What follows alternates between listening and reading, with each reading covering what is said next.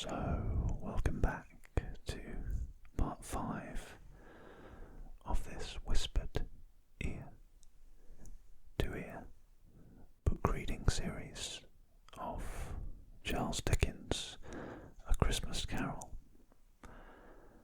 So, coming up in just a moment, we'll be reading the second half of Stave 2.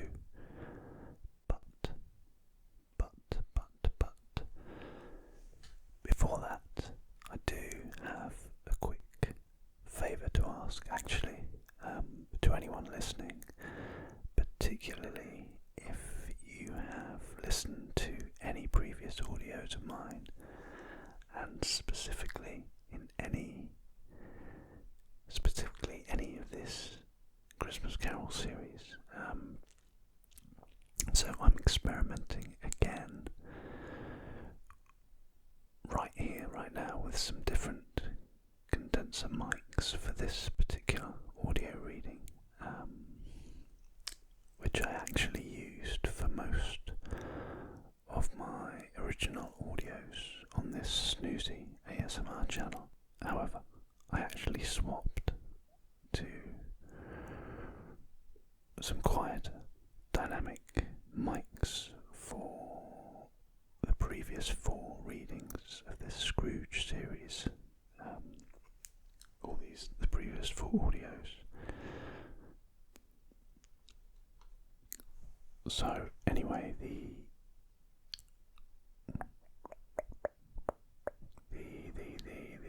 what was I going to say? The condenser mics I'm using here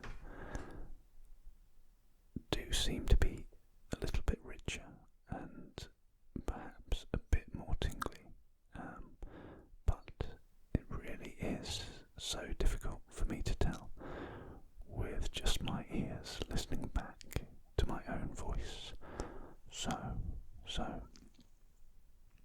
I was wondering if you have a moment, if you could write a quick comment below this video, if you've got time, saying if you prefer these mics or the dynamic mics used in the previous Scrooge readings, or if you can't really notice any difference whatsoever, or if you wish I would read them in a soft spoken style, so with my deeper soft spoken voice. If you don't like ear to ear style at all, so if you'd prefer maybe on just one microphone or 2 stereo microphones kind of pushed together so it's not an ear to ear effect. In fact, whatever you want to suggest, then I'm all ears. Or if you just wish I'd shut up and go away, whatever it is, I want to create the best experience I can for you listening. I appreciate there's going to be different kind of needs and wants, and people aren't going to agree, so maybe I'll have to record the same audios perhaps twice in different styles, depending on how many people are interested in which particular style. So I guess I will be open to that kind of time permitting. So if anyone is happy to just take the time to write a quick comment and let me know, that would be absolutely fantastic. But in the meantime, let me get on with reading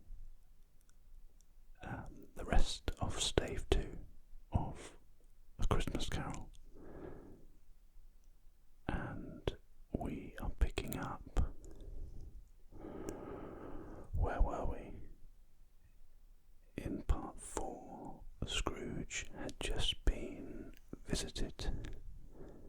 first of the three spirits and been taken back in time to his childhood days, his schoolboy days, and we're still in the past, and he's just been taken to his old workplace and been reunited with, well, not reunited because he can't see him, because he's essentially a ghost himself at the moment, but he's been reunited with his old boss and his old workplace, Fezziwig, and we're going to pick that up right now. Old Fezziwig laid down his pen and looked up at the clock, which pointed to the hour of 7. He rubbed his hands, adjusted his capacious waistcoat, laughed all over himself, from his shoes to his organ of benevolence, and called out in a comfortable, oily, rich, fat, jovial voice, "Yo-ho there, Ebenezer, Dick." Scrooge's former self, now grown a young man, came briskly in, accompanied by his fellow prentice. "Dick Wilkins, to be sure," said Scrooge to the ghost. "Bless me, yes, there he is. He was very much attached to me, was Dick. Poor Dick, dear, dear." "Yo-ho, my boys," said Fezziwig. "No more work tonight. Christmas Eve, Dick. Christmas, Ebenezer." "Let's have the shutters up," cried old Fezziwig with a sharp clap of his hands, "before a man can say Jack Robinson." You wouldn't believe how those two fellows went at it. They charged into the street with the shutters. 1, 2, 3. Had 'em up in their places. 4, 5, 6. Barred 'em and pinned 'em. 7, 8, 9. And came back before you could have got to 12, panting like racehorses. "Hilly-ho!" cried old Fezziwig, skipping down from the high desk with wonderful agility. "Clear away, my lads, and let's have lots of room here. Hilly-ho! Dick, chirrup, Ebenezer." Clear away. There was nothing they wouldn't have cleared away, or couldn't have cleared away, with old Fezziwig looking on. It was done in a minute. Every movable was packed off, as if it were dismissed from public life for evermore. The floor was swept and watered, the lamps were trimmed, fuel was heaped upon the fire, and the warehouse was as snug and warm and dry and bright a ballroom as you would ever desire to see upon a winter's night. In came a fiddler with a music book, and went up to the lofty desk, and made an orchestra of it, and tuned like 50 stomach aches. In came Mrs. Fezziwig, one vast, substantial smile. In came the 3 Miss Fezziwigs, beaming and lovable. In came the 6 young followers, whose hearts they broke. In came all the young men and women employed in the business. In came the housemaid with her cousin, the baker. In came the cook with her brother's particular friend, the milkman. In came the boy from over the way, who was suspected of not having board enough from his master, trying to hide himself behind the girl from next door but one, who was proved to have had her ears pulled by her mistress. In they all came, some shyly, some boldly, some gracefully, some awkwardly, some pushing, some pulling. In they all came, anyhow and everyhow. Away they all went, 20 couple at once, hands half round and back again the other way, down the middle and up again, round and round in various stages of affectionate grouping, old top couple always turning up in the wrong place, new top couple starting off again as soon as they got there, all top couples at last, and not a bottom one to help them. When this result was brought about, old Fezziwig, clapping his hands to stop the dance, cried out, "Well done!" and the fiddler plunged his hot face into a pot of porter, especially provided for that purpose. But, scorning rest, upon his reappearance, he instantly began again, though there were no dancers yet, as if the other fiddler had been carried home, exhausted, on a shutter, and he were a brand new man, resolved to beat him out of sight, or perish. There were more dances, and there were forfeits, and more dances, and there was cake, and there was negus, and there was a great piece of cold roast, and there was a great piece of cold boiled, and there were mince pies, and plenty of beer. But the great effect of the evening came after the roast and boiled, when the fiddler, an artful dog mind, the sort of man who knew his business better than you or I could have told him, struck up Sir Roger de Coverley. Then old Fezziwig stood out to dance with Mrs. Fezziwig, top couple too, with a good stiff piece of work cut out for them, 3 or 4 and 20 pair of partners, people who were not to be trifled with, people who would dance and had no notion of walking. But if they had been twice as many, 4 times as many, old Fezziwig would have been a match for them, and so would Mrs. Fezziwig. As to her, she was worthy to be his partner in every sense of the term. If that's not high praise, tell me higher, and I'll use it. A positive light appeared to issue from Fezziwig's calves. They shone in every part of the dance like moons. You couldn't have predicted at any given time what would have become of them next.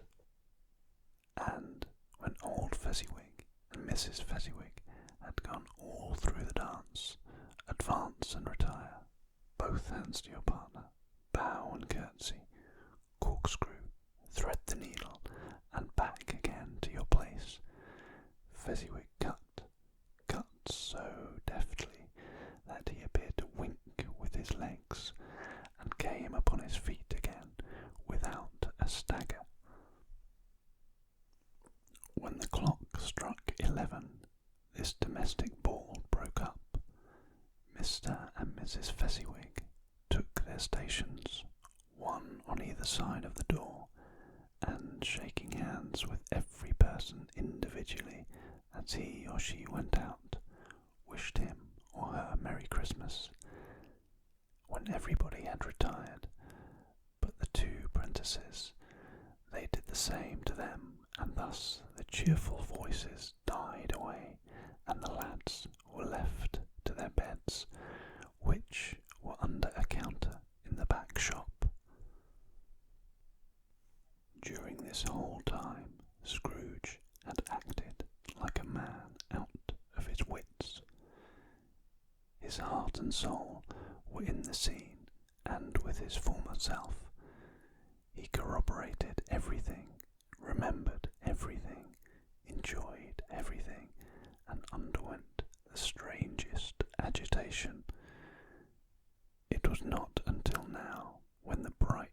faces of his former self and Dick were turned from them that he remembered the ghost, and became conscious that it was looking full upon him, while the light upon its head burnt very clear. "A small matter," said the ghost, "to make these silly folks so full of gratitude." "Small," echoed Scrooge. The spirit signed to him to listen to the two apprentices who were pouring out their hearts in praise of Fezziwig, and when he had done so, said, "Why, is it not? He has spent but a few pounds of your mortal money, 3 or 4 perhaps. Is that so much that he deserves this praise?" "It isn't that," said Scrooge, heated by the remark, and speaking unconsciously like his former, not his latter self. "It isn't that, Spirit. He had the power to render us happy or unhappy, to make our service light or burdensome, a pleasure or a toil. Say that his power lies in words and looks, in things so slight and insignificant that it is impossible to add and count them up. What then? The happiness he gives is quite as great as if it cost a fortune." He felt the spirit's glance and stopped. "What is the matter?" asked the ghost. "Nothing particular," said Scrooge. "Something, I think," the ghost insisted. "No," said Scrooge. "No, I should like to be able to say a word or two to my clerk just now, that's all." His former self turned down the lamps as he gave utterance to the wish, and Scrooge and the ghost again stood side by side in the open air. "My time grows short," observed the spirit. "Quick." This was not addressed to Scrooge, or to anyone whom he could see, but it produced an immediate effect, for again Scrooge saw himself. He was older now, a man in the prime of his life. His face had not the harsh and rigid lines of latter years, but it had begun to wear the signs of care and avarice. There was an eager, greedy, restless motion in the eye, which showed the passion that had taken root, and where the shadow of the growing tree would fall. He was not alone, but sat by the side of a fair young girl in a morning dress, in whose eyes there were tears, which sparkled in the light that shone out of the ghost of Christmas past. "It matters little," she said softly. "To you, very little. Another idol has displaced me, and if it can cheer and comfort you in time to come, as I would have tried to do, I have no just cause to grieve." "What idol has displaced you?" he rejoined. "The golden one." "This is the even-handed dealing of the world," he said. "There is nothing on which it is so hard as poverty, and there is nothing it professes to condemn with such severity as the pursuit of wealth." "You fear the world too much," she answered gently. "All your other hopes have merged into the hope of being beyond the chance of its sordid reproach. I have seen your nobler aspirations fall off one by one, until the master passion, gain, engrosses you. Have I not?" "What then?" he retorted. "Even if I have grown so much wiser, what then? I am not changed towards you." She shook her head. "Am I?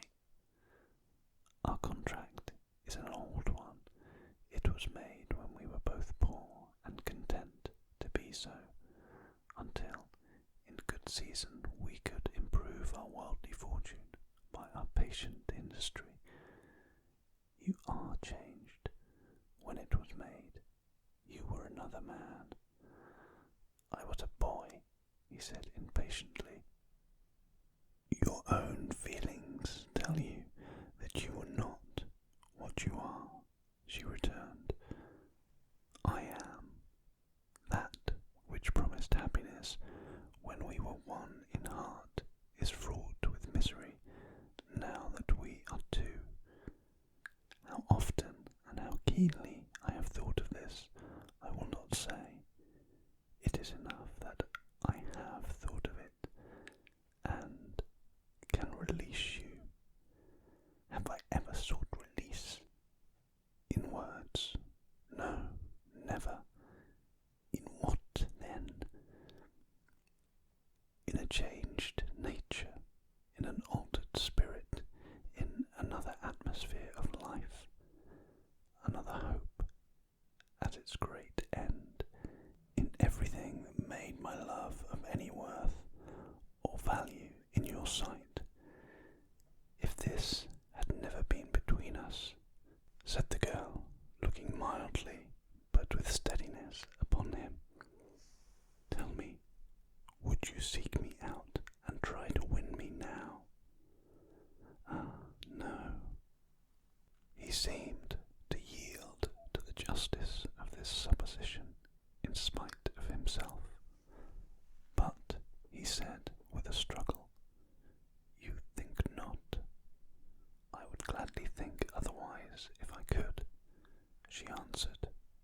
Heaven knows, when I have learned a truth like this, I know how strong and irresistible it must be. But if you were free today, tomorrow, yesterday, can even I believe that you would choose a dowerless girl, you who, in your very confidence with her, weigh everything by gain, or, choosing her, if for a moment you were false enough to your one guiding principle to do so? Do I not know that your repentance and regret would surely follow? I do, and I release you with a full heart for the love of him you once were. He was about to speak, but with her head turned from him, she resumed. You may, the memory of what is past half makes me hope you will, have pain in this. A very, very brief time, and you will dismiss the recollection of it gladly as an unprofitable dream, from which it happened well that you awoke. May you be happy in the life you have chosen. She left him, and they parted. Spirit, said Scrooge, show me no more, conduct me home. Why do you delight to torture me? One shadow more, exclaimed the ghost. No more, cried Scrooge. No more. I don't wish to see it. Show me no more.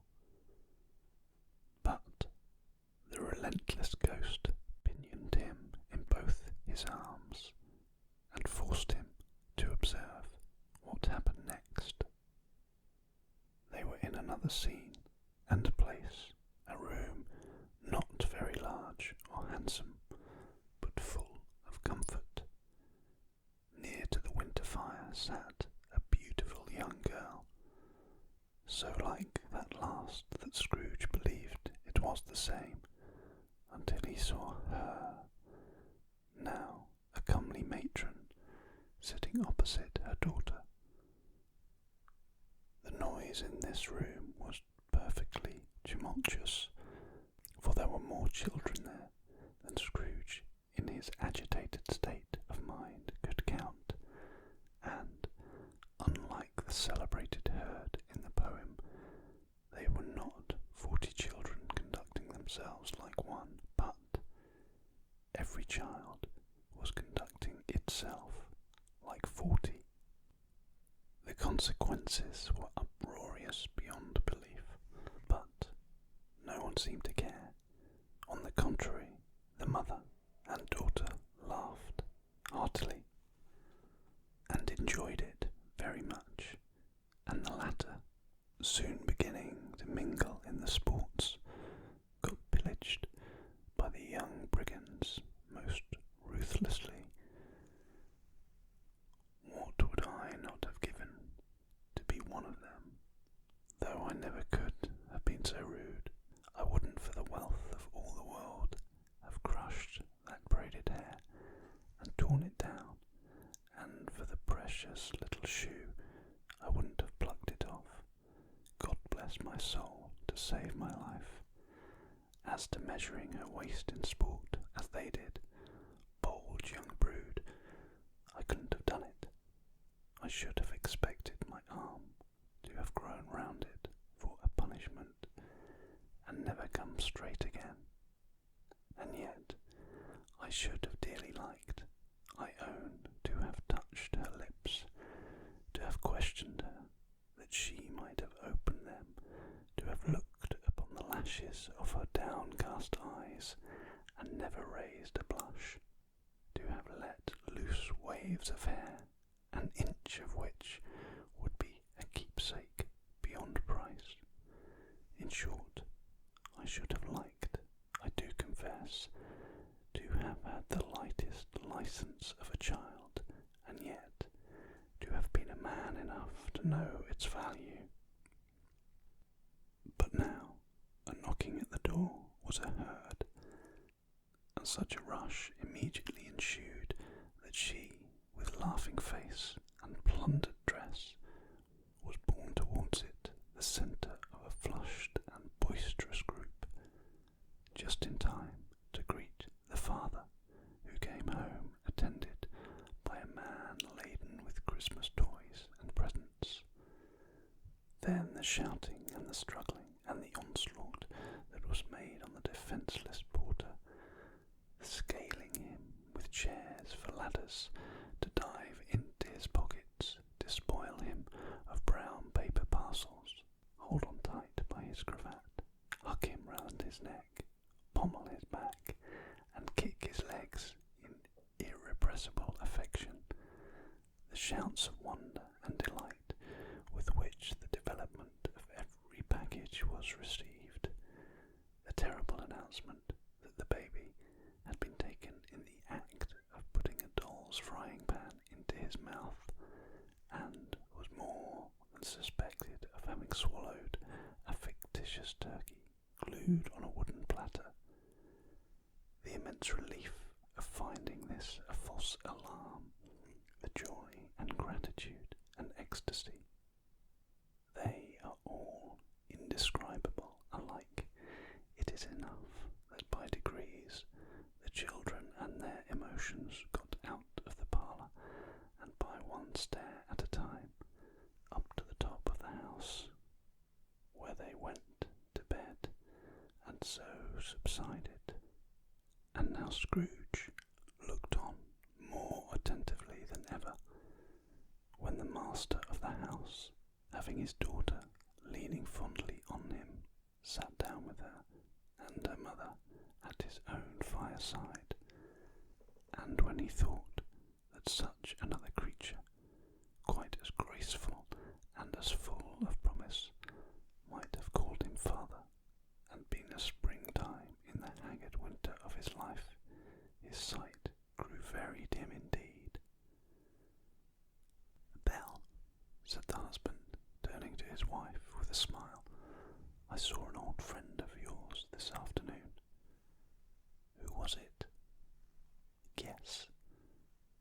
"How can I? Tut, don't I know?" she added in the same breath, laughing as he laughed. "Mr. Scrooge." Mr. Scrooge it was.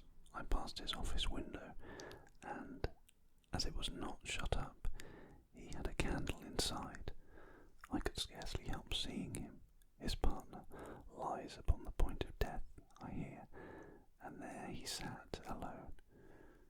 quite alone in the world, I do believe. Spirit, said Scrooge in a broken voice, remove me from this place. I told you there were shadows of things that have been, said the ghost, that they are what they are. Do not blame me.